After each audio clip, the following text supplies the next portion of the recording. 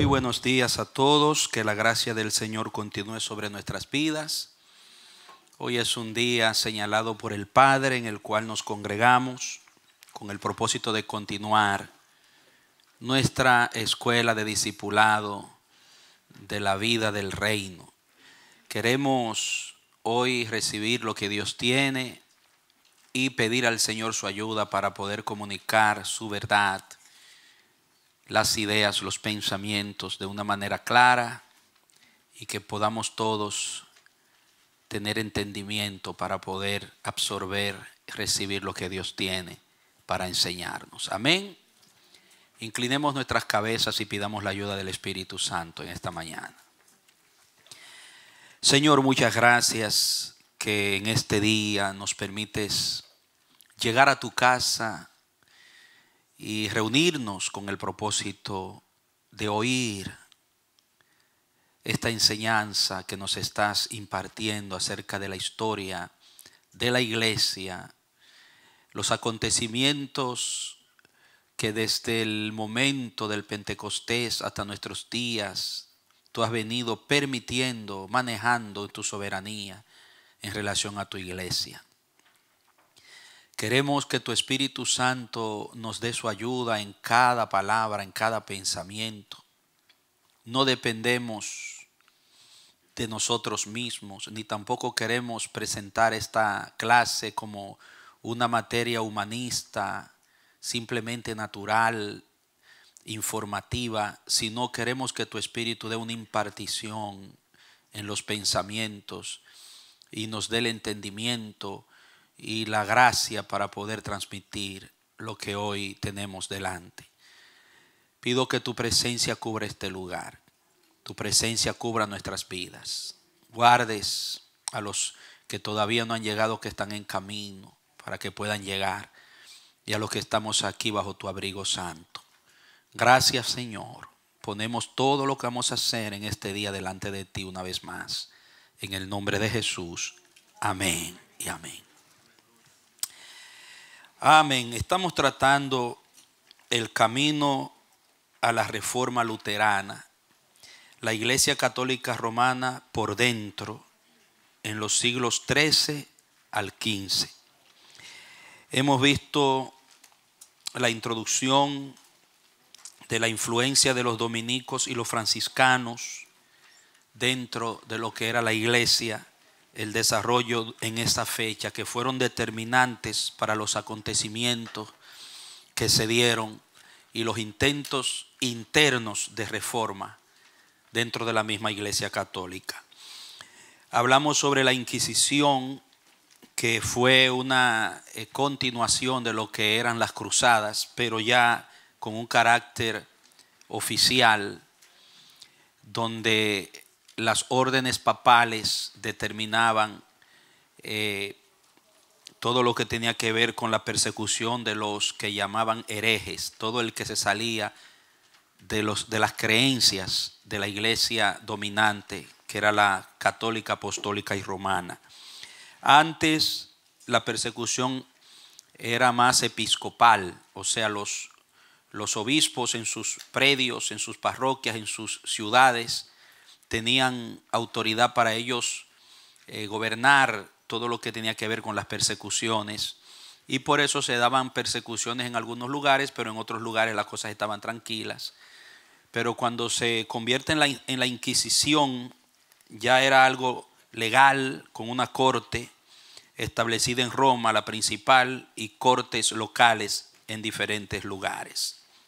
Entonces, después de hablar de lo que era la Inquisición, vimos también los factores, ¿verdad?, que se dieron dentro de la iglesia, factores políticos, en la página 3, todo lo que tenía que ver con el desarrollo político, el espíritu nacionalista que se levantó por causa de las relaciones comerciales y los contactos con otras culturas, y también el resurgimiento de la filosofía al otra vez haberse traducido al latín y a los idiomas vernáculos los documentos filosóficos aristotélicos y demás.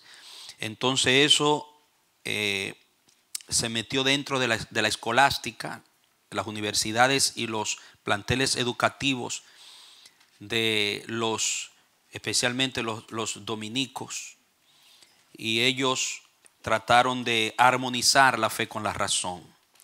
Ellos, como enseñó San Agustín, que pensaba que la filosofía también fue un medio utilizado por Dios para tratar de traer a la gente a un encuentro con el Evangelio, como lo fue la ley para los judíos. Y tenían sus argumentos para eso. Entonces los dominicos seguían esa línea y trataron de armonizar la razón, la filosofía con los principios del Evangelio, la doctrina evangélica. Y los franciscanos se oponían. Ellos no eran tan dados a armonizar lo humano o lo natural con lo espiritual, sino que eran más espiritualistas. Entonces, eso trajo un resurgimiento del estudio, de las luces, del conocimiento, que movió a cada región a crear su propia estructura de pensamiento. Y comenzaron a levantarse de acá para allá nuevos pensamientos. Ya la ignorancia no era un factor explotada por el catolicismo, porque mucha gente estaba saliendo de la ignorancia y no se podían engañar tan fácilmente como antes. También vimos lo que fue el renacimiento que produjo el humanismo, donde en lugar de ser Dios central, ahora el hombre se hace central. Y todo eso lo tratamos la vez pasada, como factores que impulsaron los intentos reformadores dentro del mismo catolicismo. La explotación financiera también fue un factor que trajo un descontento en la página 4, porque al levantarse una nueva estructura con el asunto de la Inquisición, se necesitaron nuevas cortes, nuevos empleados para lo que era el gobierno religioso, y eso implicaba más gastos, y había que buscar la manera de recoger dinero, de aumentar las entradas para poder satisfacer los gastos. Y ahí se crearon medios, métodos, fórmulas para poder adquirir riqueza. Y entre ellas mencionamos una serie de acciones, ¿verdad? Medios que fueron utilizados, que después trajeron un profundo descontento en toda la comunidad. Las anatas, las colaciones, las reservaciones, las esperanzas, las dispensas, que los explicamos uno por uno. Usted puede después repasar eso. Las indulgencias, que fue lo que más motivó la reforma luterana, el tema de las indulgencias. La simonía y las recomendaciones. El jus spoliorum, que era el derecho de los despojos, que cuando un sacerdote o un obispo moría, las pertenencias de ellos pasaba a la Iglesia Católica. Era herencia de la Iglesia. Los diezmos, que no era necesariamente el diezmo como lo interpretamos nosotros, sino los cálculos que se hacían en base al precio de las propiedades que se vendían para llevarla a las arcas de Roma. Y habían impuestos especiales que se ponían siempre cuando lo consideraban necesario. Vimos que eso trajo un gran descontento, porque había mucha pobreza, mucha necesidad, y los más explotados eran los pobres. También la disensión se estaba extendiendo basado en todos estos factores que hemos mencionado anteriormente. Habían disensiones, desacuerdos, contiendas dentro del seno del catolicismo, que llevó a que se hicieran varios concilios, cantidades de concilios, para tratar de resolver esas disensiones que a la final no pudieron resolver la situación, no pudieron evitar el desenlace del siglo XV y XVI con la reforma. Vemos también que el papado sufrió una crisis muy seria en el comienzo del siglo IV entre Roma y Aviñón, una crisis donde el Papa tuvo que sentarse en Francia, en Aviñón, y se cambió la sede, y llegó un momento que se levantaron dos sedes, una en Roma y otra en Francia, lo cual también creó muchos gastos y muchos problemas, situaciones, cuando existieron esos dos papas, porque no se sabía a quién era que había que someterse, quién era el que debía dar las autorizaciones cuando se ordenaba un obispo. Era un conflicto terrible. Y al final llegó un momento que hasta llegaron a haber 3 papas, ustedes se acuerdan. Una situación bien seria, que muchos piensan que lo que le puso la tapa al pote, lo que hizo rebosar realmente la copa, fue esa crisis de Francia y Roma, y esa crisis papal. Porque eso hizo que se levantaran en los planteles de estudio como las universidades movimientos críticos hacia el gobierno papal, y esa situación trajo que el papado comenzara a perder su autoridad delante del pueblo y delante de muchos de los mismos sacerdotes que eran serios, porque no todos los sacerdotes de Roma eran corruptos. Dios siempre se reserva gente que dentro de la misma corrupción se guardan y los usa. Hubieron líderes dentro del catolicismo que fueron gentes honestas, que se levantaron, no rompieron con Roma, no querían romper con la religión, pero protestaron. Uno de esos hombres, como veremos más adelante, fue Erasmo de Rotterdam. Erasmo fue un hombre, dice que fue el humanista del continente europeo. Y Erasmo nunca rompió con Roma, pero sí criticó duramente a Roma. Usó su enseñanza, sobre todo en las escuelas, porque él tenía un principio que la reforma, los cambios tenían que darse por la educación. Y él en su sistema educativo criticaba todas esas cosas que no estaban bien dentro. Así como Erasmo, hubieron otros que, siendo todavía leales a Roma, pero no a la corrupción y a lo que estaba mal hecho. Luego regresó temporalmente el papado a Roma, pero después volvió a Francia y luego otra vez a Roma. Vemos que vienen los tambores de cambio. Ustedes ven los tambores de cambio. Entonces, yo quiero ahora, antes de seguir con los tambores de cambio, vamos a situarnos en el material ahí, en la página 5, y vamos a continuar mirando a Roma por dentro. No se puede hablar de la reforma luterana y de lo que pasó en el siglo XVI si no se mira a Roma por dentro. Y eso es lo que estamos mirando en esta enseñanza, y vamos a terminarla con la ayuda de Dios en esta mañana. En el 1303 al 1304, después de Bonifacio, sube al papado Benedicto XI, quien vivió solamente 9 meses para el oficio. Un papado breve. En el 1305 al 1314, sube Clemente V por la influencia del rey Felipe de Francia, y la sede es cambiada de Roma a Aviñón, Francia, en el 1309. Durante los siguientes 70 años, 7 papas franceses ocuparon el oficio, y por causa de que el papado estuvo fuera de Roma durante 70 años, a este tiempo se le llamó el cautiverio babilónico de la iglesia romana. Es un tiempo que fue determinante. ¿Por qué? Porque si usted estudia las razones por las que Dios lleva a Israel a Babilonia, ustedes saben, fue por la corrupción del sacerdocio y la idolatría en el pueblo judío, en el pueblo de Dios, que llevó al pueblo a un descarrío, y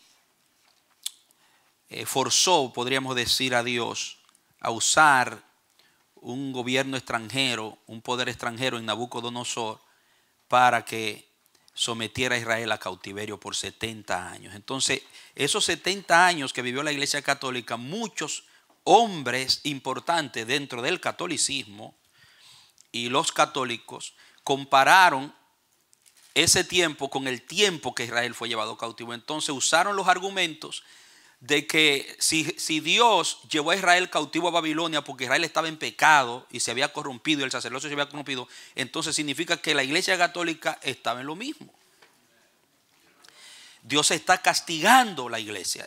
Así fue que ellos interpretaron el asunto. Y por eso lo llamaron el cautiverio babilónico. Entonces eso agudizó el descontento con los cabezas, porque decían, si ustedes no cambian y esta situación no cambia, miren lo que va a seguir pasando con la iglesia. Y comenzaron las protestas. Y ese argumento del cautiverio fue utilizado para exacerbar la demanda de un cambio. Tiene que haber un arrepentimiento, tiene que haber un cambio. Entonces ahí comienza a agudizarse lo que luego desencadenó en la reforma protestante de Lutero. Dice que los caballeros templarios, que eran llamados caballeros templarios porque eran considerados los guardias del templo, en el sentido de que ellos protegían a los peregrinos que iban al oriente de los árabes, y trataban de ser como una especie militar de protección al servicio del Papa, al servicio de Roma. Y se llamaron los caballeros templarios, que muchos piensan que la masonería nace en esa orden, en ese grupo de los caballeros templarios. De ahí vienen todo lo que es hasta el día de hoy los masones. Dicen, he leído algunos libros y hay datos históricos que hablan, no todos los caballeros templarios, pero habla de que realmente tienen que ver con el origen y la práctica de la masonería tanto en Europa como aquí en Estados Unidos y otros lugares de América.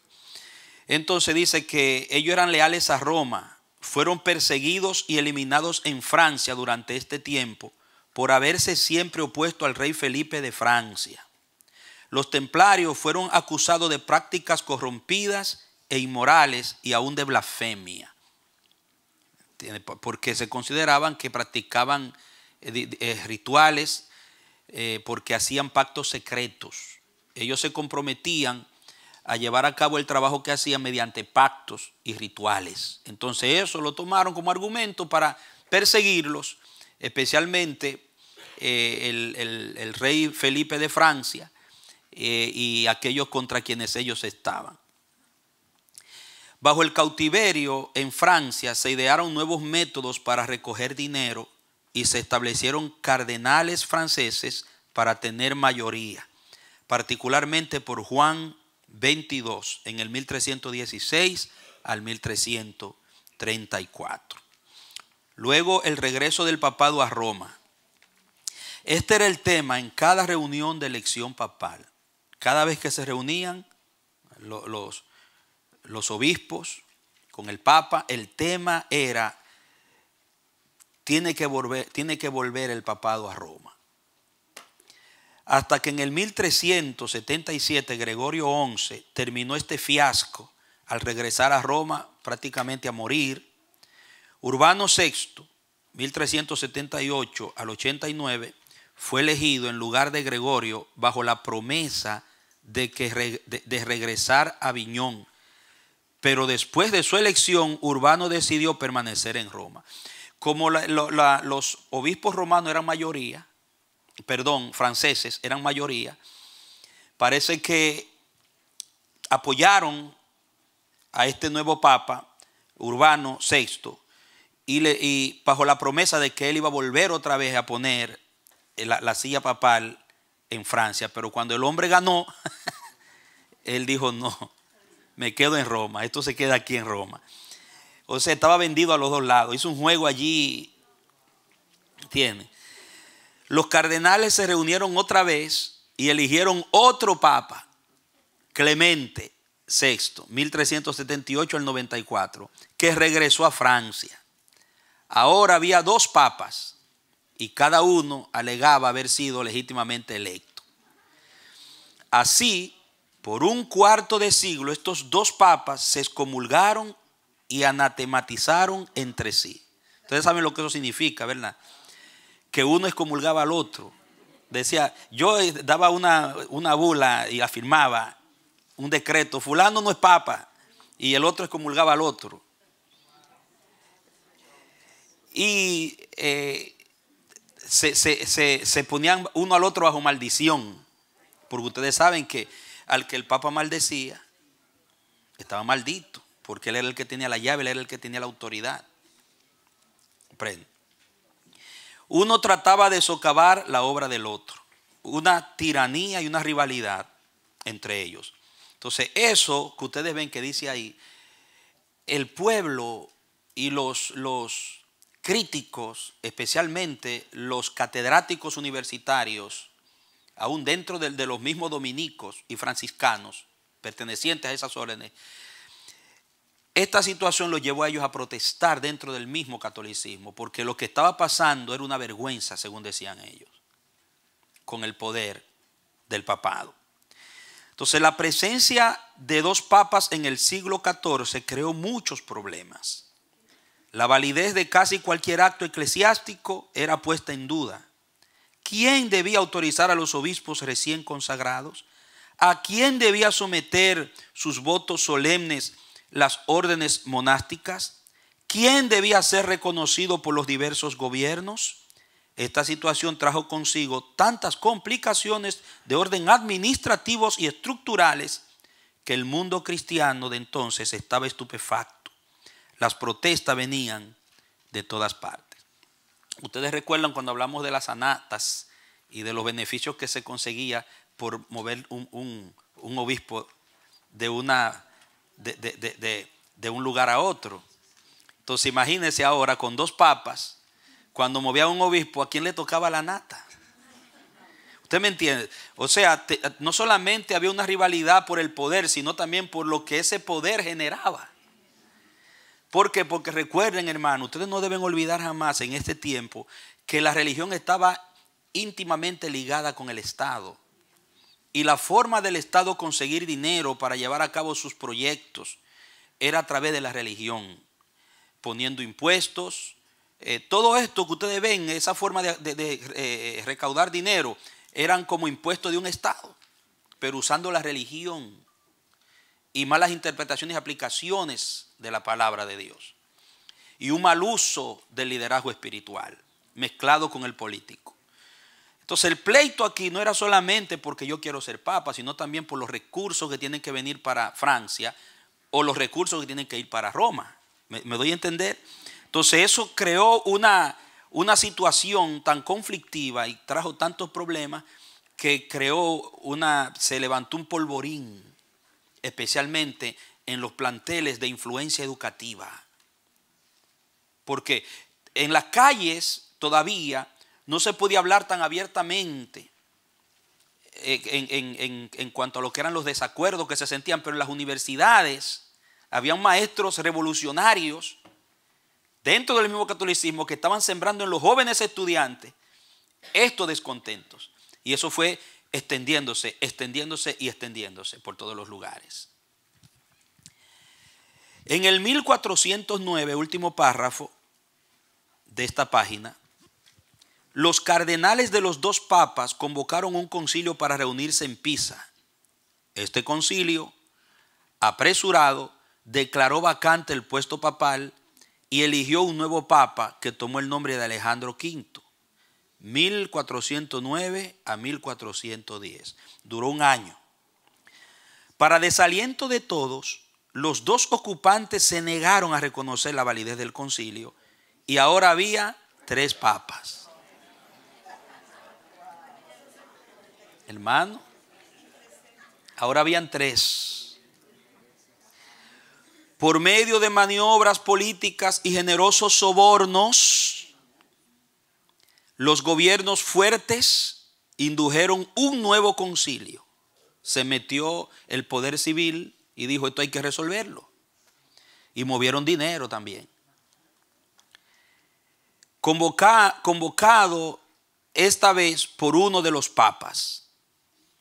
El Concilio de Constanza, 1414 a 1418, depuso a los tres papas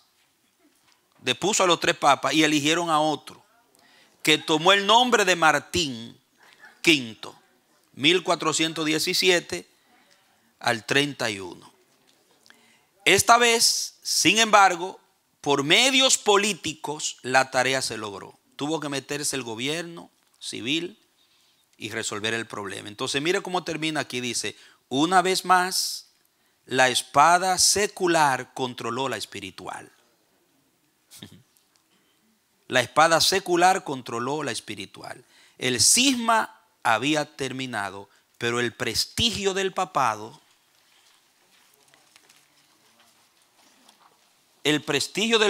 romano había terminado muy bajo.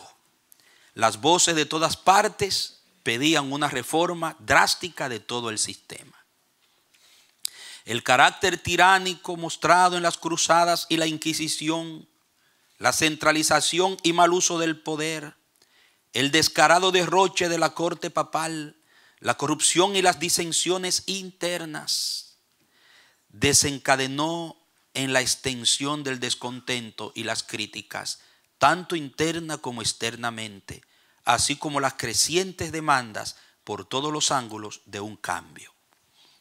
Para que vean que Lutero no llegó en el vacío. Cuando Lutero llega, Lutero consigue un ambiente propicio para poder lograr la reforma protestantes. Tambores de cambio.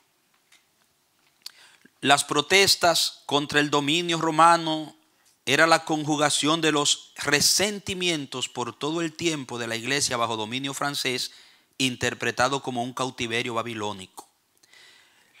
Las miserables condiciones económicas y sociales y los turcos asentados en las fronteras mismas del imperio en los Balcanes llevaban a muchos a pensar que Dios estaba castigando al mundo por causa de las fechorías del papado.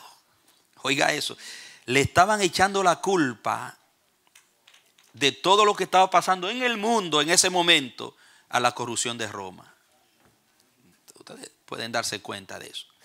Miren, en esto yo les quiero decir algo. Hay textos en la Biblia que hablan cosas y nosotros generalmente tomamos esos textos y los interpretamos y los aplicamos dentro de lo que son las cuatro paredes de la iglesia, del mundo nuestro evangélico. Cuando Jesús dijo, por ejemplo, ustedes son la sal, ¿de qué? ¿La sal de qué? De la tierra, el globo terráqueo. ¿Y la luz de qué? No de Nueva York, no la luz de mi denominación, no la luz de estas cuatro paredes, del mundo. Hay que ponerle atención a eso. O sea, la influencia que la iglesia va a ejercer tiene que ver con la tierra y con el mundo. O sea, la forma como vive la iglesia, la forma como la iglesia le ministra a Dios, la forma como la iglesia, especialmente sus líderes, manejan las cosas de Dios, va a tener un impacto en todo el sistema donde está la iglesia. Amén. O sea, la condición en la que está el mundo, la culpa, no es solamente de los impíos porque ellos pecan y son perversos, esa cosa, no. La iglesia tiene que ver mucho con la situación, porque la sal y la luz es la iglesia.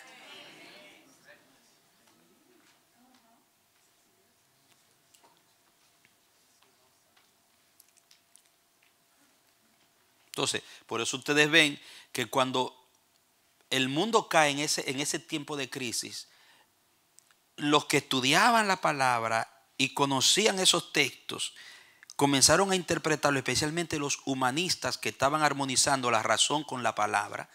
¿Por qué? Porque el humanismo trajo algo, y yo digo que Dios en su soberanía se valió del humanismo para despertar la conciencia de la gente. Dios lo permitió. Para que la gente se saliera un rato de ese encerramiento ignorante de oscuridad religiosa, sacara la cabeza al mundo para poderle mostrar que hay algo diferente y que las cosas no son como ustedes piensan. Hermano. Entonces cuando comienzan a estudiar y a ver el mundo más allá de Roma, más allá de mi religión católica, entonces se abre un panorama interesantísimo. Y se dan cuenta de que el impacto de la iglesia va a influenciar todo el sistema. Y que la razón por la que la situación estaba como estaba era por la forma como estaba viviendo la iglesia, especialmente el papado. Y estos son los argumentos que agarran los humanistas y los que estaban en desacuerdo para enarbolarlos y atacar el trono mismo de Roma. Y comienza a sacudirse el trono de lo que antes fue el poder universal.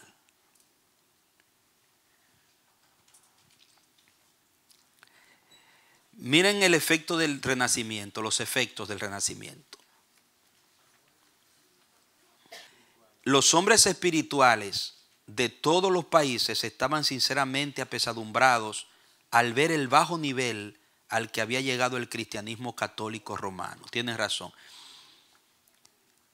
El misticismo y la disensión aumentaban a medida que los hombres buscaban una manera de tener comunión con Dios fuera de los rituales y estructuras acostumbradas de la iglesia romana. Todo eso como resultado de lo que se estaba dando en ese momento. Los efectos del Renacimiento que vamos a leer ahora. Los eruditos árabes que siguieron la invasión maometana de España en el siglo VIII ayudaron a activar las puertas del conocimiento en Occidente. La cultura clásica y el estudio de la antigüedad se puso de moda. Las cruzadas contribuyeron a introducir un nuevo mundo. La caída de Constantinopla en el 1453 le dio impulso al movimiento cuando los eruditos griegos huyeron al occidente en busca de refugio. Otros factores, como la nostalgia italiana por la antigua gloria de Roma, la aparición de genios en las artes y la literatura, el desarrollo económico y los descubrimientos geográficos, las invenciones revolucionarias, produjeron lo que ha sido llamado el Renacimiento de Occidente. Notemos cómo el Dios soberano va conjugando los factores para lograr sus objetivos y cumplimientos de sus obras. Todo este panorama nos presenta en el siglo XIV y principio del XV una sociedad inconforme, de libre pensamiento, cuestionadora, exploradora y que va saliendo de un tiempo de oscuridad para entrar en uno de luz con una nueva estructura de pensamiento. Y este llamado humanismo renacentista, que tuvo su epicentro en Italia, también influyó mucho en el surgimiento de la Reforma Protestante.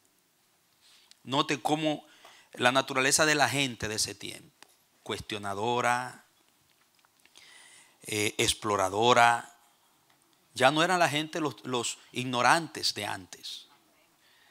Nosotros, como yo le decía la vez pasada, estamos viviendo ahora mismo en nuestro tiempo que es llamado tiempo postmodernista.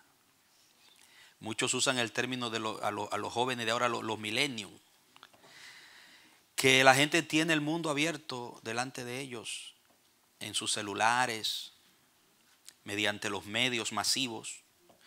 Ya el sistema que se utilizaba antes para criar no es el mismo de hoy. ¿Entiendes?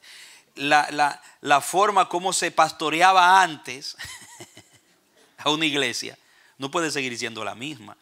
Oiga, estoy hablando, no me estoy refiriendo a los fundamentos doctrinales, me estoy refiriendo a la mentalidad. Porque la gente que usted pastorea hoy no son las mismas de 20 años atrás o 25 años atrás.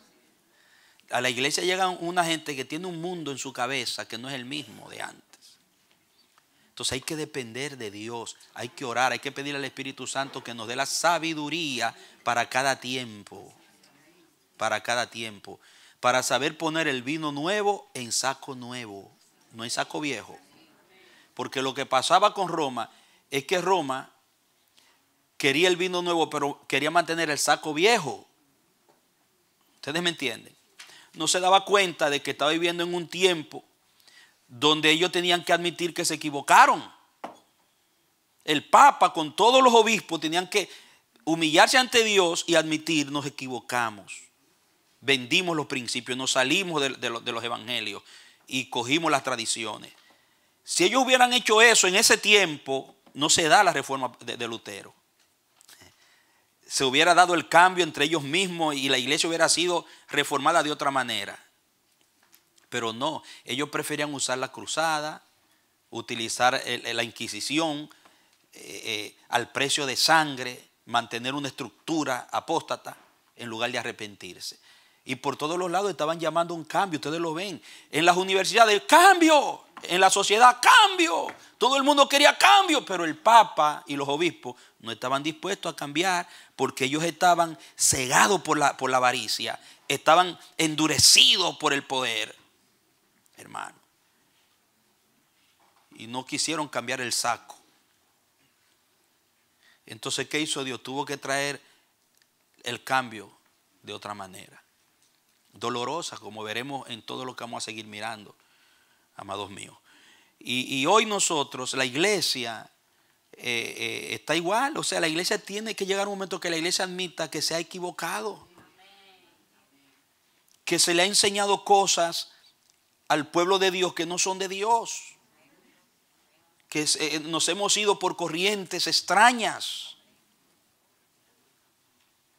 Para que el Espíritu Santo pueda concedernos las herramientas, la sabiduría y la gracia para poder apacentar este rebaño de este tiempo posmodernista. Que solo el Espíritu es el que capacita para cada tiempo. ¿Entiendes? De verdad, hermano, se lo digo. A veces uno se encuentra con casos en la consejería pastoral que uno se da cuenta con qué estamos tratando hoy. Mire que, por ejemplo, el caso mío, que yo me convertí a los 14 años y empecé a pastorear a los 18. ¿Cómo es posible? Que me entregan una iglesia, claro, pequeña, en un barrio, a los 18 años. Estudiaba todavía y pastoreaba. Comencé a adquirir experiencia.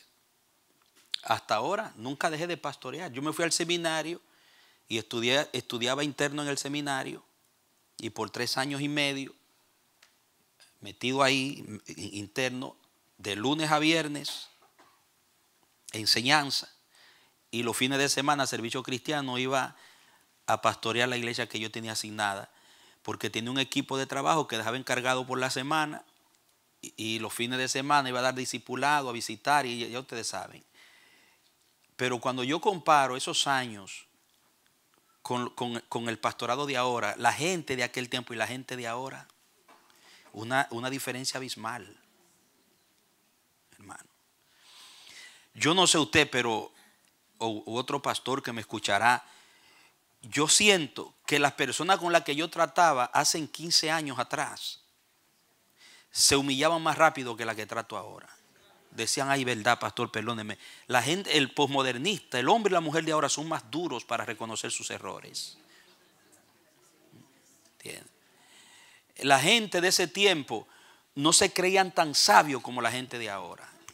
Ahora mismo, hermano, usted enseña, usted sabe que usted está enseñando, pero en la audiencia usted sabe que usted tiene hoy un clima de cuestionamiento a lo que usted está enseñando más amplio que el que tenía antes. Hay gente que está recibiendo, está aprendiendo, pero hay otros que te están cuestionando. Eso que dijo no es así, está equivocado. Eso usted lo sabe porque este es el tiempo que y no, a mí no me sorprende que eso suceda. Son tiempos. un matrimonio de hoy no es el mismo matrimonio que usted aconsejaba antes. Porque la mujer, 20 años atrás, era una mujer menos liberada que la de hoy. La mujer de hoy es una posmodernista, una mujer más liberada, con un mundo más amplio. Eso no justifica que usted se libere, no, mucho cuidado con eso. Yo le estoy hablando de la realidad, porque eso no es ni siquiera intencional. Las muchachitas que se están criando ahora, ¿usted cree que van a ser esposas como las que vivían 20 años atrás? El marido que se case con esa tiene que saber cómo va a convivir con ella, porque son muchachas que vienen con un mundo que es otro. Tú no puedes venir y le decir, cállate, que quieres, yo soy la cabeza. Espérate, tú estás tratando con una mujer que no es la misma de antes. Ah, pero la Biblia lo dice, sí, la Biblia lo dice, es verdad, pero su mundo en el que ella se formó no es el mundo en el que se formó la que tiene 60 años. Y eso no es para justificar, vuelvo y le repito, la rebelión, ni el feminismo, ni nada de eso. Eso no se justifica. Pero tenemos que ser realistas. Entonces, este tiempo que estaba viviendo la iglesia era un tiempo para que la iglesia entendiera que era diferente tiempo, que ya se metieron, vinieron los maometanos, trajeron enseñanza diferente. El mundo estaba recibiendo información en su lengua. Ya no se tenía el control, no se podía más tener el control como antes. Pero no lo entendieron, hermano. Todo lo contrario. Fuego, espada, hoguera y torturas. Bueno, continuamos. Vamos a ver cómo ese efecto de renacimiento se fue manifestando en cada uno de los países de Europa. Tuvo su forma de proyectarse, su proyección en cada país. Por ejemplo, desde Italia, que fue la cuna en Florencia del Renacimiento, se considera que Florencia, Italia, allí fue donde comenzaron a darse las primeras manifestaciones fuertes. Dice, las fuertes protestas contra el sistema papal estaban basadas en la renovación intelectual y en el humanismo resultante. Ahora, oiga eso, ahora se trataba de restaurar supremacía de Roma apelando a la cultura antigua y al nacionalismo basados en la esfera secular, poniendo como centro, marque eso, al hombre y su cultura romana. Eso fue en Italia. Ya el centro en Italia va cambiando de ser Dios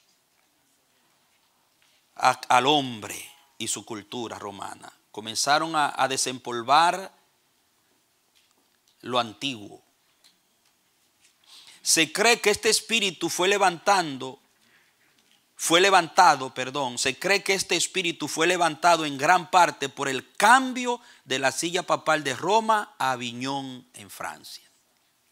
Note, se organizaron sociedades para estudiar el idioma griego, para leer a Platón y a Cicerón, y para reunir bibliotecas de los autores antiguos.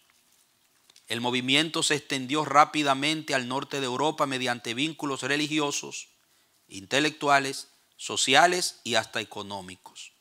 El desarrollo de la imprenta contribuyó a extender el mensaje humanista de la misma forma que medio siglo después reproduciría los escritos de los reformadores cristianos para distribuirlos a todas partes del mundo. Bajo Nicolás V, Lorenzo Valla fue un erudito en los análisis, traducciones y rescate de los escritos griegos en la corte papal.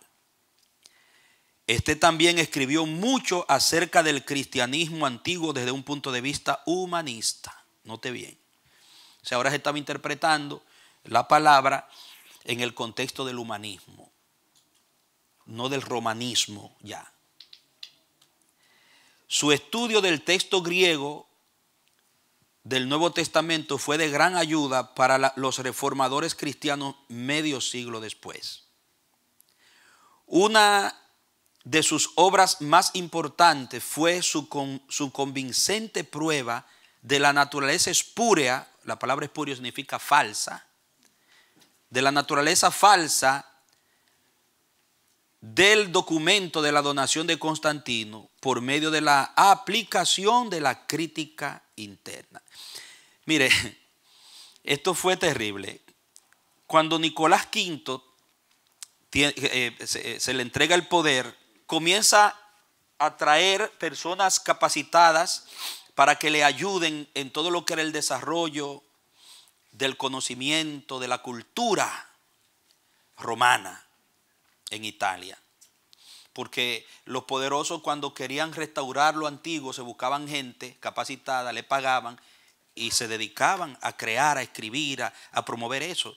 Y ese señor Lorenzo Valla era un especialista en documentos antiguos, en analizar originales, un crítico.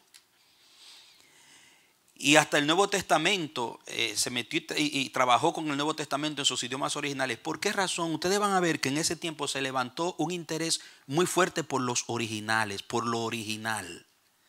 Oiga, toda reforma seria siempre va a explorar lo original. No se puede hablar de que la iglesia cambie si no se va al cristianismo original. Hay que ir a explorar, a meterse, zambullirse en esas aguas originales. Igual pasó con el asunto de la prerreforma en este tiempo del humanismo, que comenzaron esos estudiosos a meterse a revisar los originales de la Biblia. ¿Por qué? Porque se ha probado que cuando la gente quiere hacer un cambio social, cultural, siempre altera el original. Hubieron traducciones de la Biblia que se hicieron, que se manejaban en ese tiempo, que tenían alteraciones terribles, que justificaban la conducta y la aplicación de la religión romana.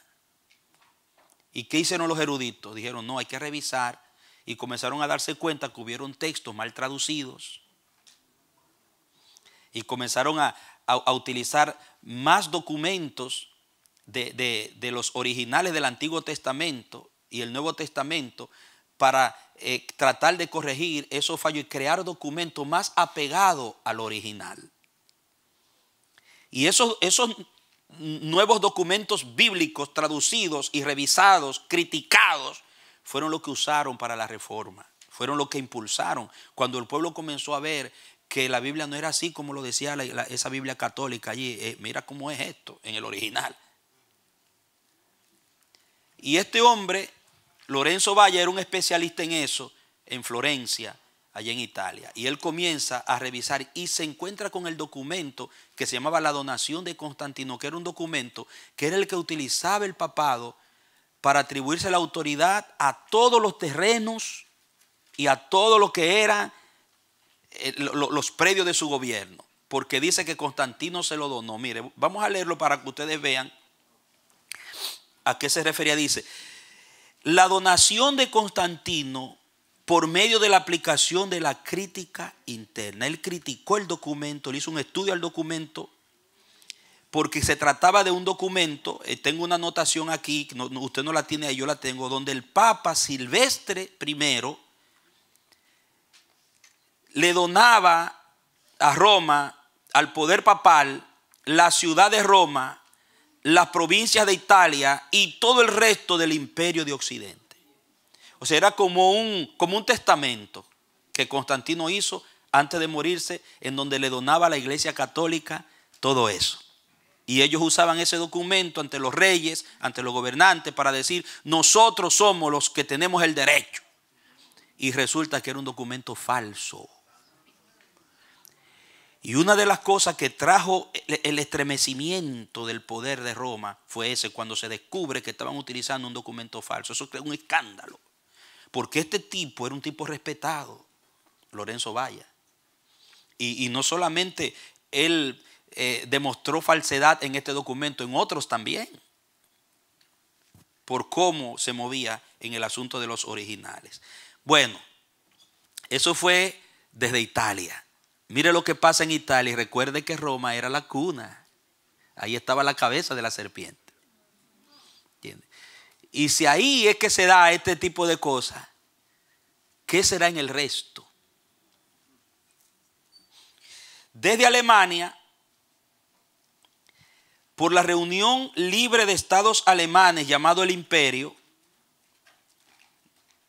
noten que ahora se habla de libertad, reuniones libres. en Italia, en Florencia, se organizan y comienzan a estudiar los documentos antiguos y la cultura antigua.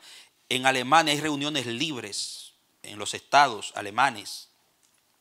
También el humanismo emitía demandas de reforma. La obra de hombres como Rodolfo Agrícola, quien era un maestro de griego en la Universidad de Heidelberg, también de Sebastián Brand de Basel, yo lo voy a leer como está, perdónenme, yo no hablo alemán, son nombres alemanes, de Juan Reuchlin y otros más, llevaron a socavar el sistema romano, tanto entre el populacho como entre los pensadores. Note que se levantan hombres y todavía Lutero no está en el escenario en Alemania, pero mire, ahí hay una serie de nombres que ya estaban arando en pro del cambio en Alemania. Y estaban creando una influencia poderosa entre el populacho y también entre los pensadores. Los versos satíricos y la investigación docta se dieron la mano para protestar. Hubo también otros como Ulrico von Hutten, Franz von Sickingen, o Sickingen, como sea, y Pirkheimer de Nuremberg, apoyaron activamente el movimiento de reforma cuando llegó. Felipe Melanchthon, sobrino de Reuchlin, y él mismo, un completo humanista, se convirtió en la mano derecha de Lutero después. Pero esto es más adelante. Felipe Melanchthon, que era muy bueno en los idiomas, se junta con Lutero. Lutero le dice: yo te enseño teología y tú me enseñas idiomas. Tú me ayudas a perfeccionar mis idiomas. Se juntaron y fueron ahí mano a mano en la reforma. Luego dice: Marsiglio de Padua y Juan de Janduno, debido a los conflictos políticos del Papa con el emperador Luis de Baviera, a quien había excomulgado, escribieron uno de los documentos más influyentes de estos tiempos, titulado Defensor de la Paz. Y mire lo que decía. Este documento declara que el pueblo es la autoridad final en todas las cosas, sean seculares o eclesiásticas. Mira, ahora se le da el poder al pueblo. Es uno de los resultados del humanismo, la democracia. ¿Okay?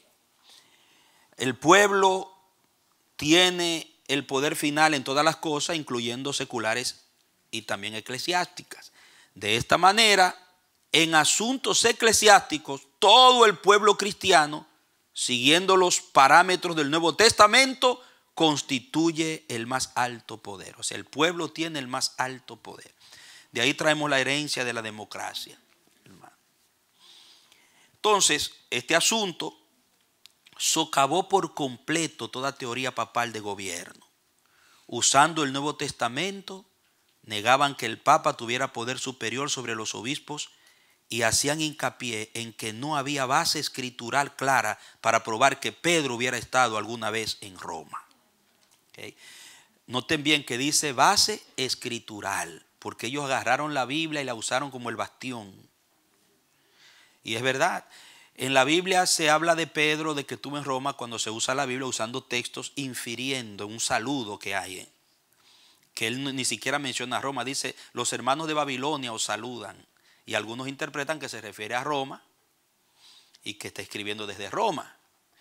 Pero es una inferencia. Ahora, lo único que prueba, yo creo que Pedro estuvo en Roma por la tradición, porque hay escritos de los padres de la iglesia muy cercanos a los apóstoles que hablan de que Pedro estuvo en Roma. Entonces yo lo creo no por la Biblia, porque no lo dice claramente, pero hay documentos históricos de los padres que hablan de que Pedro estuvo en Roma. No como Pablo, ni hizo el trabajo que hizo Pablo, pero Roma se apoya en Pedro porque él fue que le fue entregada la llave. Ustedes saben todo lo que hay ahí en el asunto de la llave. No fue a Pablo que la entregaron, sino a Pedro.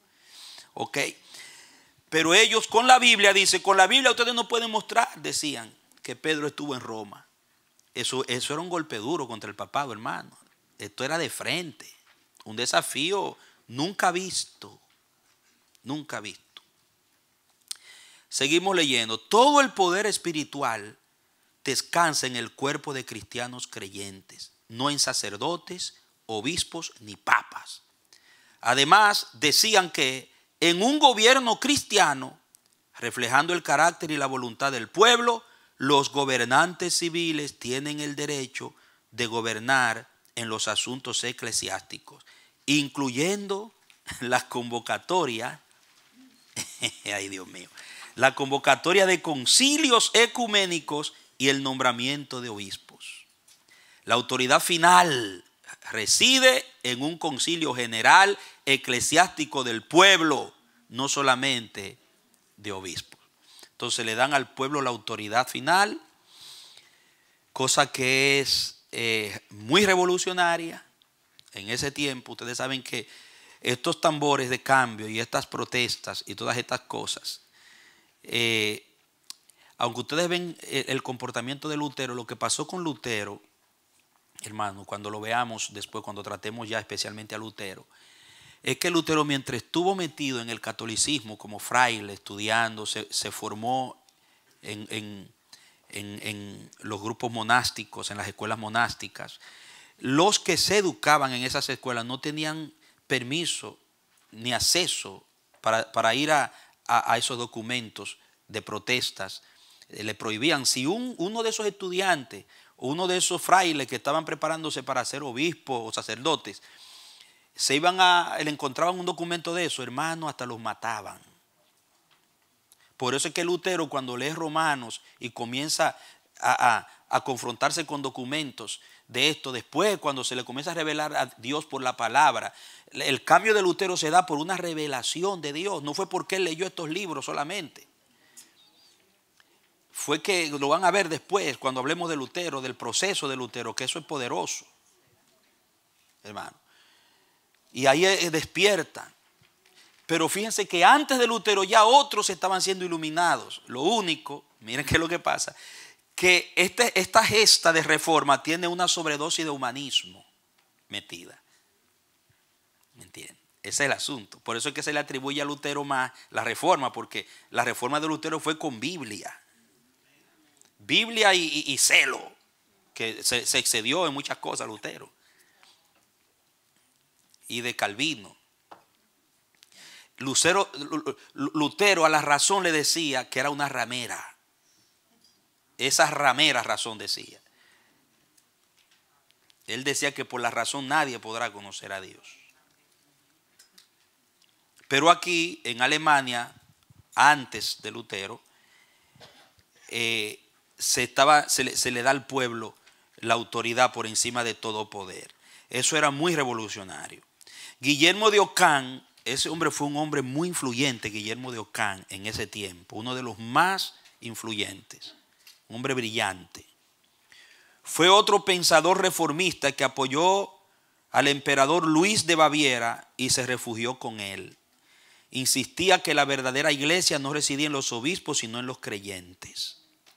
Él negaba la infalibilidad del Papa y exaltaba la Biblia. El Papa nunca debía intervenir en asuntos seculares y debía someterse a un concilio general de todos los cristianos. Oiga eso. Hermano. Importante que usted sepa cuando dice que estos son los pensamientos de los prerreformadores, no es lo que la Biblia dice. O sea, no significa que ellos tengan 100% de la razón. O sea, cuando dice que la iglesia es todos los creyentes sin los obispos, es una reacción al poder papal. Porque el poder papal se había ido al extremo y los obispos se creían los dictadores sobre la iglesia y habían anulado completamente la voz de los creyentes, el sacerdocio de los creyentes. Esta es la línea de los valdenses y albigenses que viene. Porque la iglesia está compuesta por los obispos y los creyentes. Cuando usted ve las salutaciones en las cartas, Pablo, apóstol de Jesucristo, a los ancianos, diáconos y a la iglesia que está, hay un orden que todo se conforma a la iglesia con sus autoridades. Pero por la reacción y el abuso de Roma se fueron a un extremo y le dieron toda la autoridad al pueblo. Y hasta hoy hay iglesias donde en una asamblea quitan a un pastor, lo tumban, cambian a la junta, cambian, que todo es con votación. Es de ahí que viene, pero eso es otro extremo histórico. ¿Ustedes me entienden? Hay un balance bíblico. Cuando el pastor le dé la doctrina de la iglesia, porque están enseñando la doctrina, se van a dar cuenta del balance. Bien. Todo esto fue desde Alemania. Vimos Italia, Alemania. Ahora desde Francia. ¿Cómo se proyectó desde Francia? El movimiento de reforma fue un poco tardío en su principio desde Francia. Pero rápidamente ganó fuerza. Las clases altas recibieron considerable ilustración de los abusos del sistema romano. Jacques Lefebvre Staples, 1455 a 1536, llegó a ser un completo erudito bíblico y precedió a Lutero en cuanto a la salvación por la fe sola, sin las obras de los sacramentos, y puso gran énfasis en la autoridad de las Escrituras. La Universidad de París se convirtió en una institución que en sus enseñanzas, en una universidad, hermano, en sus enseñanzas acentuaba ese llamado primitivo a la reforma de la iglesia. Desde Inglaterra, vamos a ver cómo se manifestó desde Inglaterra. Los resentimientos estaban muy enraizados contra el papado en Inglaterra. Guillermo Rufus, sucesor de Guillermo el Conquistador, notificó al Papa que él no estaba dispuesto a doblar sus rodillas ante él, puesto que sus antecesores no lo habían hecho. O sea, si mis antepasados no lo hicieron, yo tampoco. La humillación de Inglaterra por Inocente III en el 1215 produjo reacción contra el absolutismo papal. ¿Okay? Si usted, no nos vamos a meter, lo tratamos en una de las clases, cómo el Papa humilló cuando por decreto declaró, recuerden el término que utilizaban ellos, excomulgaba al príncipe para que el pueblo se le levantara. ¿Comprende? Entonces, muchas veces lo hacían para avergonzar la autoridad de los príncipes, y lo habían hecho un par de veces con los príncipes de Francia, de Inglaterra. Y eso creó una roncha de resistencia hacia el papado, porque eran abusadores, hermano. Los papas eran abusivos. Y es importante que usted entienda también, porque en el contexto histórico, eso era una cultura que se dio en ese tiempo, que no era simplemente, si usted evaluara en ese tiempo, no solamente la forma de gobierno de Roma, sino todos los otros imperios, gobiernos alrededor, era el mismo sistema de dictadura. Ustedes saben que hubo un tiempo que en América Latina se metió una cultura de dictadores. Anastasio Somoza en un lado, Trujillo por otro lado, el otro por el otro lado. Era porque llega un tiempo que por el desorden se levantan esos poderes. ¿Comprende? Claro, el caso de Roma es un caso diferente, pero no era una forma ajena. Ellos heredaron la silla del imperio, del emperador. Entonces se casó la religión con el Estado, pusieron a un lado la Biblia, la palabra, y ejercieron un gobierno mezclado con religión, pero en el mismo espíritu del emperador romano. Por eso era que eran así, abusivos, impositivos, dominantes. Y eso es lo que ha sido siempre y es Roma todavía, el catolicismo apostólico y romano. Su forma de gobernar en la iglesia. Bien. Entonces, continuamos la lectura.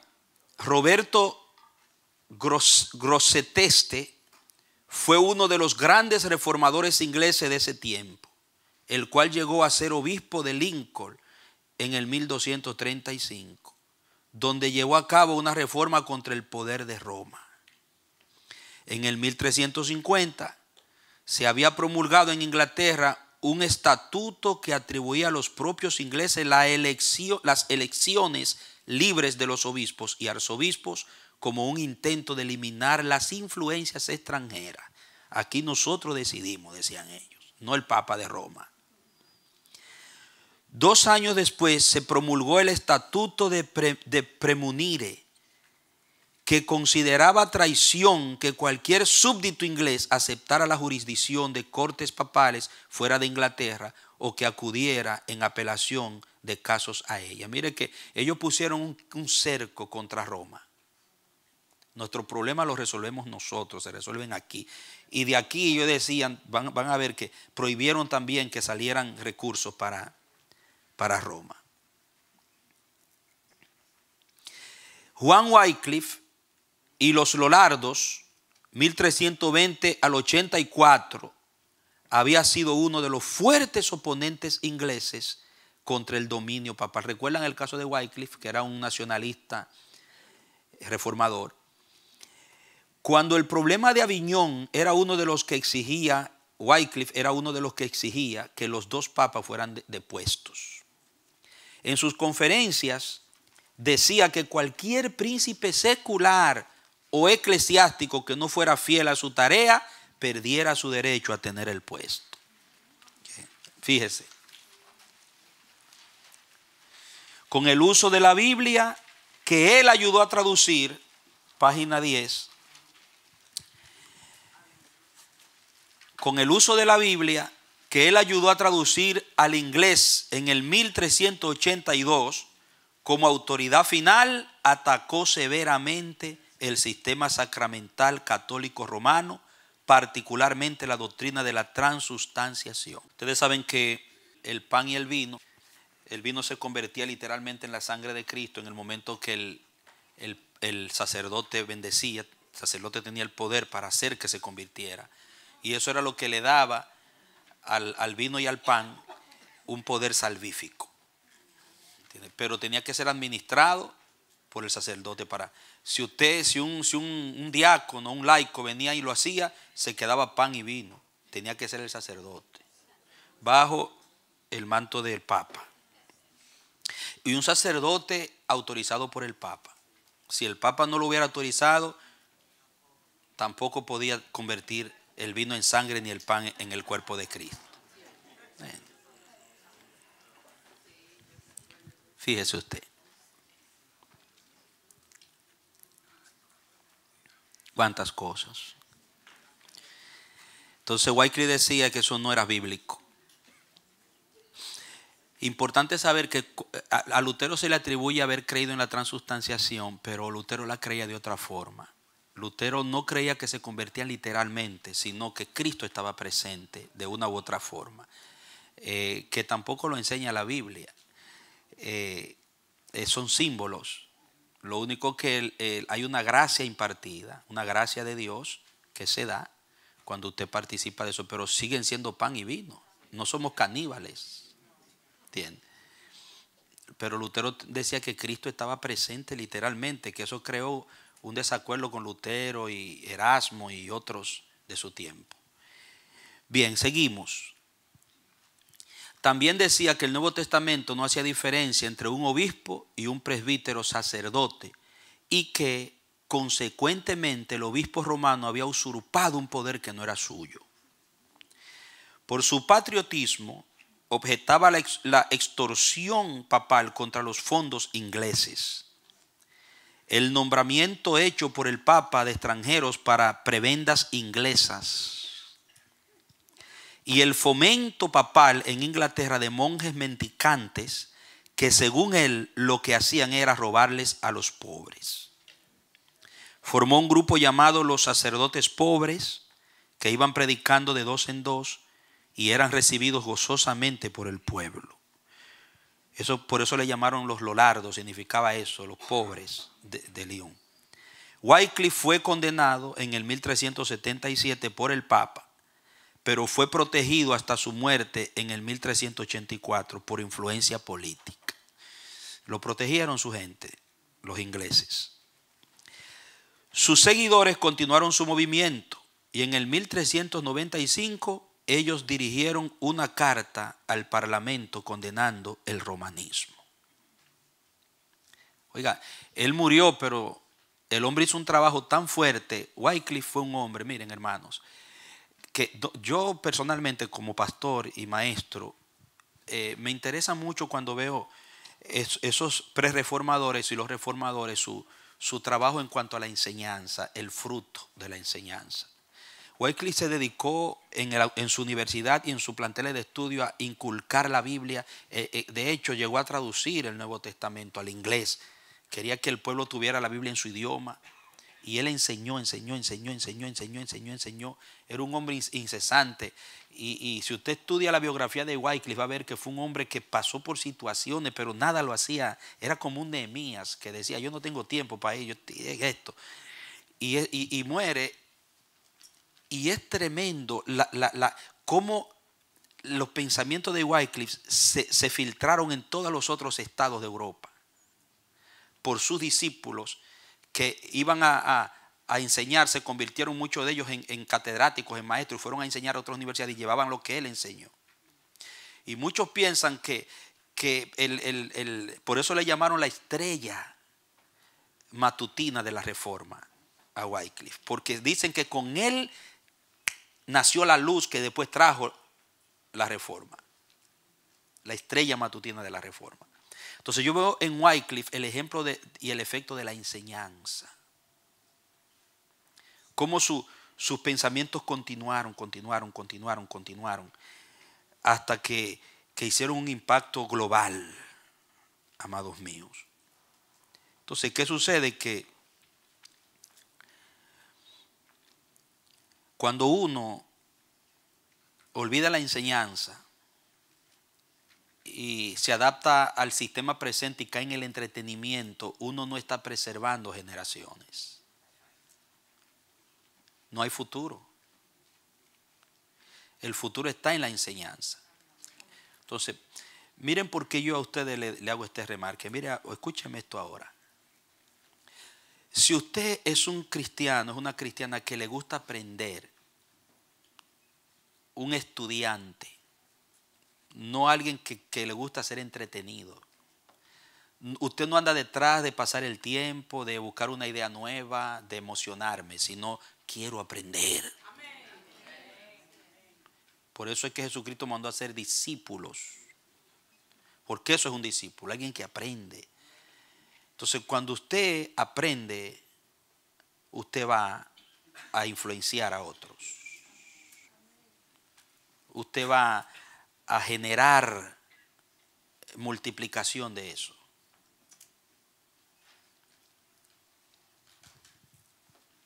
Bien. Me quedé en el párrafo. Sin embargo, ¿verdad? Sin embargo, el ascenso del rey Enrique IV en el 1399 al 1413, quien era un ardiente papista, fue la señal de la persecución. Veintenas de lollardos fueron quemados en la estaca y sus iglesias suprimidas. Los seguidores de los lollardos se volvieron secretos después del 1431 e indudablemente proveyeron un terreno fértil para el movimiento de reforma que vino como un siglo después. Noten bien, ustedes ven. Hubo otro que, como Juan Colet, 1467 al 1519, decano de la Catedral de San Pablo en Londres, se manifestaron a favor de la reforma. Este influyó mucho en Erasmo, el influyente humanista continental, entre 1498 al 1514. Note que esa fecha era el tiempo cuando se estaba dando el descubrimiento de América. ¿Ok? Mientras se estaba dando esa efervescencia de cambio en Europa, Colón está peleando con los aborígenes, con los indios aquí, y vinieron a descubrir, supuestamente descubrir América. Se está dando el descubrimiento. Entonces, desde Bohemia ahora, eso fue en relación a Inglaterra, desde Bohemia, el grito bohemio por una reforma era de carácter tanto espiritual como patriótico. Bohemia estaba bajo el dominio alemán. Su cristianismo había sido de origen griego, pero en el siglo XIII había sido obligada a una alianza con Alemania después de una invasión. Esto le trajo también la forma de cristianismo romano. La Universidad de Praga era el centro de oposición patriótica y religiosa. Un número de elocuentes predicadores y maestros abogaban por rigurosas reformas religiosas. Hubo dos eventos que impulsaron fuertemente la reforma en Bohemia. Uno fue el matrimonio de Ana de Bohemia con el rey Ricardo II de Inglaterra en el 1382. El otro fue el intercambio de correspondencia entre las universidades de Praga y Oxford, como resultado de nexos más firmes e íntimos entre las dos naciones por causa del matrimonio. O sea que el matrimonio entre estas dos personas creó un nexo, un vínculo entre los dos lugares y conectó también las influencias de la educación y de las informaciones que se intercambiaban. El intercambio de eruditos y la correspondencia entre las universidades familiarizó a Bohemia ¿con qué? Con los escritos de Juan Wycliffe. Fíjense cómo ya cruza la frontera los pensamientos de Wycliffe.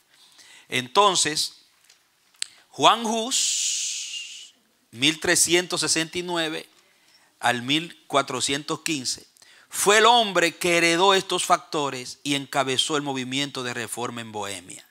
Era nativo de Bohemia, educado en la Universidad de Praga, cuidadoso estudiante de las Escrituras y de Wycliffe. Ocupaba algunos de los puestos más altos en la Universidad de Praga.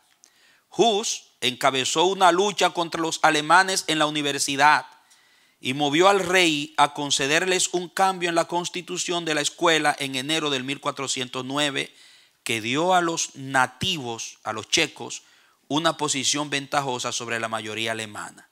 Como consecuencia, los maestros y estudiantes alemanes se retiraron.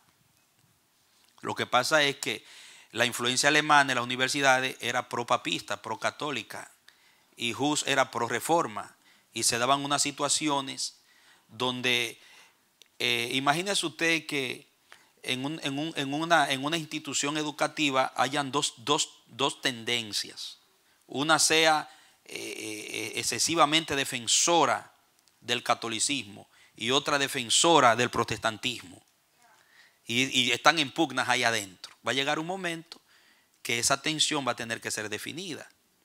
Entonces Juan Hus, como un nacionalista, representando la clase local checa, apela al rey para que tome una decisión y decida quiénes son los que van a tener la voz cantante en la universidad de aquí. Claro, el rey no va a decir que sean los alemanes, porque estaría actuando en contra de su propia gente. Entonces ahí vino para la definición. ¿Qué hicieron los alemanes? Bueno, si aquí lo que va a mandar es el protestantismo, ese es los gritos de reforma, un espíritu contra el Papa y contra Roma, nosotros nos vamos. Y dejaron el espacio a los reformadores o a los pre-reformadores. Dice, cada vez más Hus se pronunciaba contra la usurpación extranjera y papal. En el 1410 fue excomulgado y sus enseñanzas fueron condenadas. Hus publicó su tratado concerniente a la iglesia, en el que repetía los conceptos de Wycliffe. Su predicación era dirigida contra los abusos papales y demandaba una reforma. Fue requerido para el Concilio de Constanza en el 1415 para discutir sus conceptos y se le prometió seguridad si asistía. Pero el obispo romano violó su promesa, haciendo hincapié en que la iglesia no necesita cumplir su palabra con herejes. Oiga, le prometieron que no lo iban a, que su vida iba a estar asegurada, pero después Hus fue condenado por el concilio y quemado en la estaca en el 1415. Un seguidor, Jerónimo de Praga, sufrió la misma suerte meses después. Note que el concilio de Constanza no solamente tenía el objetivo de resolver el problema de Hus, sino recuerden que también estaba metido ahí el problema de los dos papas y de los tres papas, y trataron de resolver todas esas cosas y fueron varios concilios que se hicieron en Constanza también. La quema de Hus y de Jerónimo hizo que Bohemia abriera la revuelta, desatándose las guerras husitas, tanto políticas como religiosas, que duraron hasta el 1435. Pero la influencia del partido estricto, los taboritas, que habitaban en una región llamada Tabor, llevó a la formación de los hermanos bohemios. Bien, formaron su denominación los hermanos bohemios.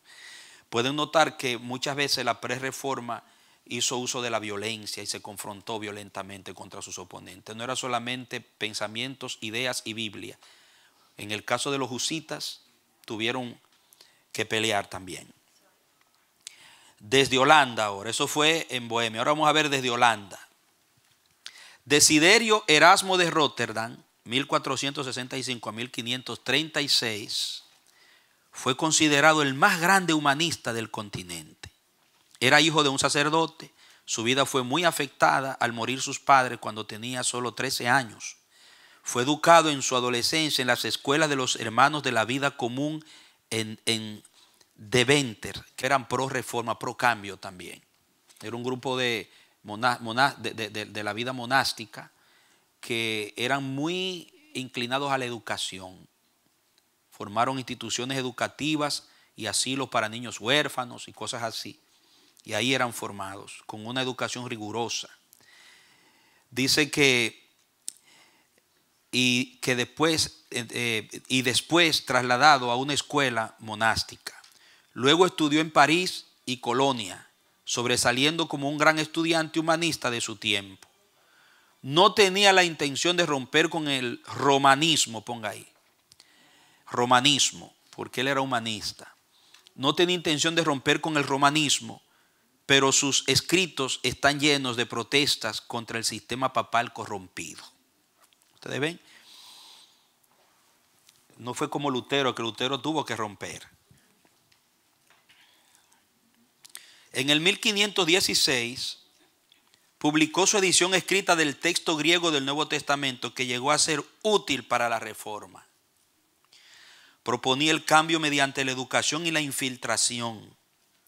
Decía que si la gente conociera el evangelio, me gusta esto márquelo, lo que decía Erasmo de Rotterdam. Si la gente conociera el evangelio del cristianismo primitivo, los males y abusos prevalecientes serían corregidos. Era su tesis. Si la gente descubriera ese cristianismo de antes, dice el primitivo, los males y abusos prevalecientes serían corregidos. Asunto es que Erasmo era un hombre que él no veía el problema en el sistema católico en sí, sino en los papas, en los líderes que estaban gobernando. Que si ellos cambiaban, la iglesia podía agarrar el carril. En Italia, este humanismo estaba orientado a la cultura y el patriotismo.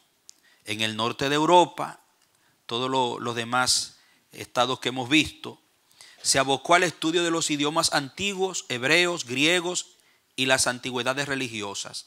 Procuraban la mejor interpretación de las escrituras. ¿Pueden notar lo que yo les decía? Era en pro de usar la mejor interpretación para poder lograr enseñar más el original posible de la fe cristiana. La recuperación del mejor texto de las escrituras, el examen crítico de los manuscritos antiguos en la publicación e interpretación de los escritos cristianos antiguos. Note que en Italia y Roma la reforma tuvo más una inclinación, amados míos, al renacimiento, a lo secular, al humanismo. Mientras que en los otros países se metieron más con la teología, se metieron más con la Biblia, se metieron más con lo que era el problema del original de la iglesia. Eso explica históricamente lo que ha pasado con Roma y Portugal y los países que no aceptaron la reforma, y lo que pasó con los países que sí recibieron la reforma. La gran diferencia en la historia. Mientras que en Italia se dieron resultados negativos porque se enfocaron en la antigüedad romana secular y volvió un resurgimiento de los vicios y del paganismo y manifestó un desdén por el cristianismo. En el 1447 al 55, un humanista sin reservas fue elegido papa y tomó el nombre de Nicolás V. Durante su gestión, que ya vimos algo de Nicolás, el mismo que tratamos, que tomó como empleado el que descubrió el documento falso. ¿Okay? Dice, durante su gestión los asuntos religiosos se hicieron secundarios. Las bibliotecas, los poemas y los clásicos se convirtieron en los asuntos más importantes del oficio. Pueden ver la diferencia. Otros movimientos. En el siglo XIV surge el célebre poeta Dante. Ustedes saben Dante, de la Divina Comedia, y donde él en su obra representa lo que es el pecado, la virtud y la teología, una obra crítica al sistema también. El célebre poeta Dante, que anhelaba la restauración de la antigua Roma, Dante también se valía de la exégesis bíblica para probar al papado que no debía entrometerse en las cuestiones del Estado, ya que Dios le había dado a cada uno una espada para ser usada en cada una de sus áreas. Era uno de los que también proponía fuertemente la separación.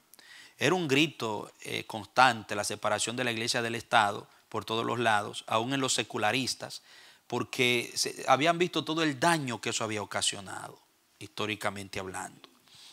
Los místicos también fueron grupos no alineados a una región específica que dieron gran ímpetu a la reforma. El misticismo consideraba al hombre como poseedor de una afinidad interior con Dios que no necesitaba de la maquinaria eclesiástica para establecer contacto.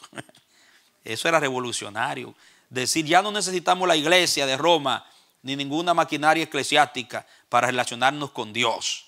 Podemos hacerlo desde nuestro interior. Los místicos, la meditación, el contacto. Hay muchos libros de esos místicos muy interesantes. Usted ve que allí están las oraciones que hacían, que de ellos se desprende mucho del panteísmo. Ellos veían en el árbol a Dios y se iban al bosque y ellos en el contacto con la naturaleza, ellos sentían el contacto con Dios. Y de ahí viene lo que es el panteísmo, todas esas cosas. O se representa, porque ya el panteísmo venía desde la filosofía grecorromana, pero ahí se toma, porque todas esas enseñanzas fueron desempolvadas, toma fuerza y se mezcla con la práctica de la piedad cristiana y se forma el misticismo cristiano. Dice también que la presencia de Dios podía sentirse en el corazón y el alma sin referencia a los sacramentos. La mayoría de ellos, sin embargo, no se oponían a los ejercicios espirituales externos de la iglesia romana. Estaban dispuestos a utilizarlos como complemento para reforzar su propia conciencia de la cercanía de Dios. Este pensamiento venía desde que Meister Eckhart, 1260-1327, en Alemania, proponía la idea de que los hombres deberían permitirle a Dios llevarlos hasta que estén realmente embebidos de Dios y sean semejantes a Dios. Note lo que pensaba el misticismo. Dice que a este le siguieron otros como Juan Tauler, 1290-1361, y Enrique Suso, quien murió en el 1366. La influencia de estos hombres fue más allá de producir místicos adicionales. En conceptos fundamentales, su pensamiento modificó el formalismo y sacramentalismo crasos de muchos teólogos del continente. Un escritor alemán reprodujo una obra que Martín Lutero publicó en la que llamaba teología alemana a los pensamientos de esos hombres e inclusive en donde motivaba a sus amigos a leer los escritos de hombres como Juan Tauler. Gerardo Grote, un laico místico de los Países Bajos, o sea, Holanda, encabezó la organización de la comunidad llamada los Hermanos de la Vida Común.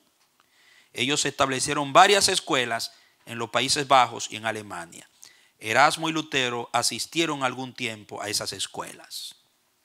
Tomás Kempis, uno de los líderes de este grupo, escribió el famoso devocional diario de meditaciones llamado Imitación de Cristo. Yo se lo recomiendo, yo lo tengo. Es un libro que habla de la vida cristiana, de la sencillez de la vida cristiana.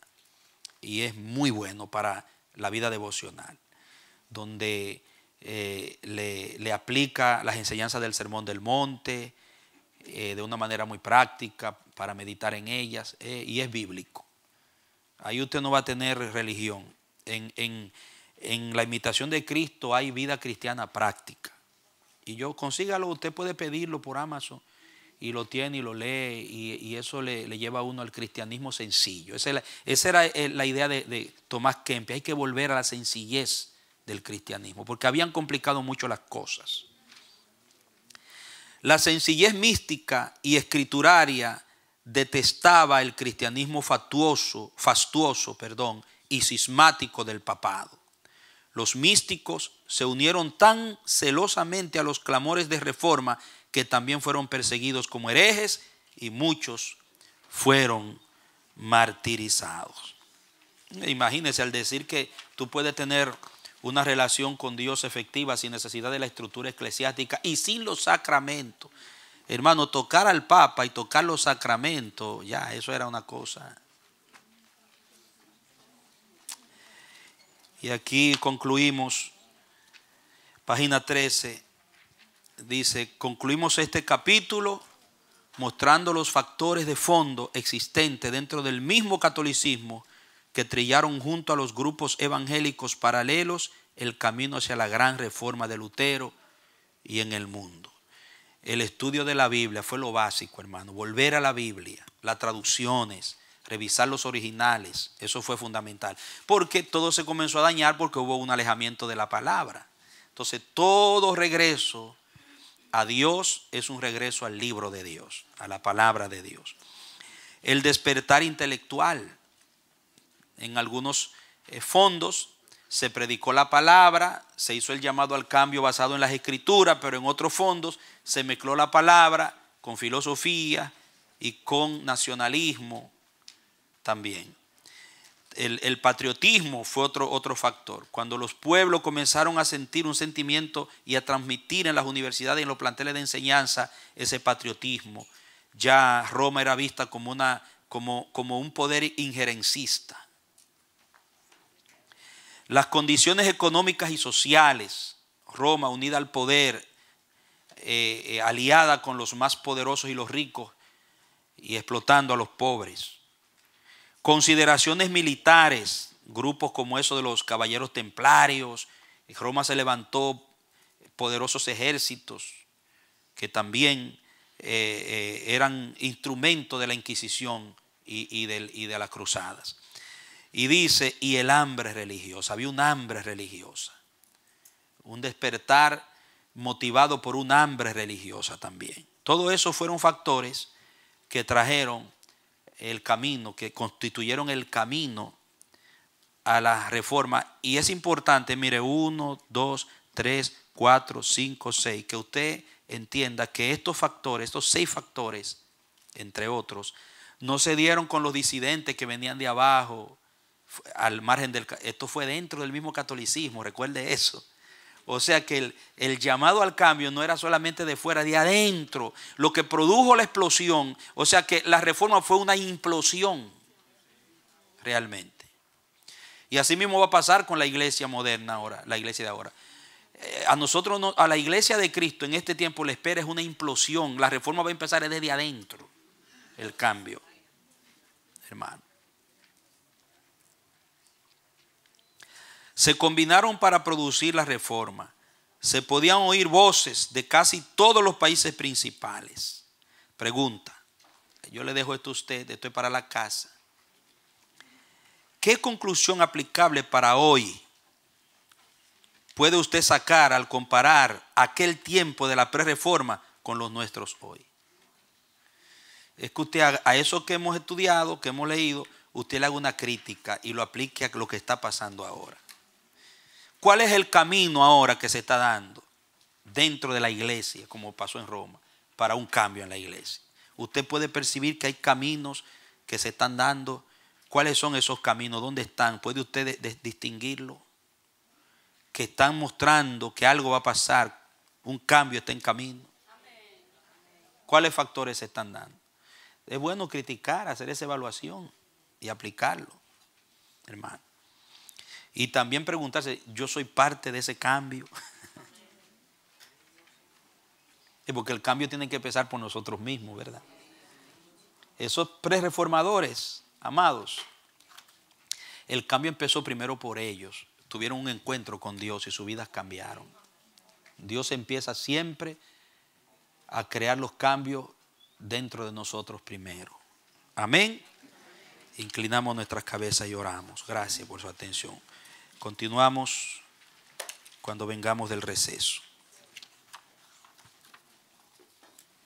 Padre, gracias por este tiempo que nos has permitido.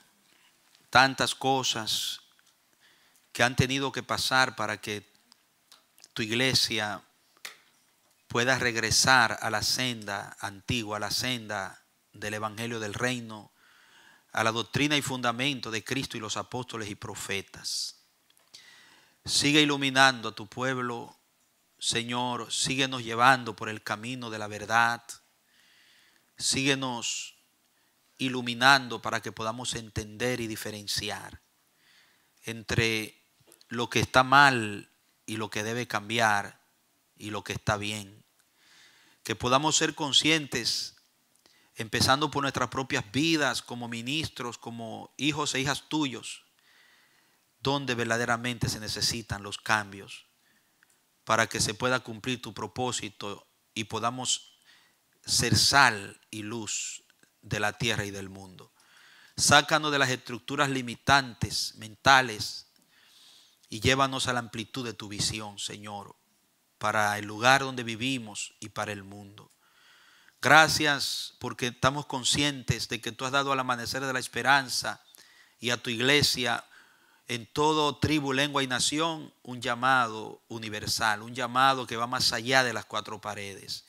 Haz que esa visión alcance aún más allá de lo que podemos imaginar, pero comienza en nosotros. Lo necesitamos. Padre, en el nombre de Jesús. Amén y amén.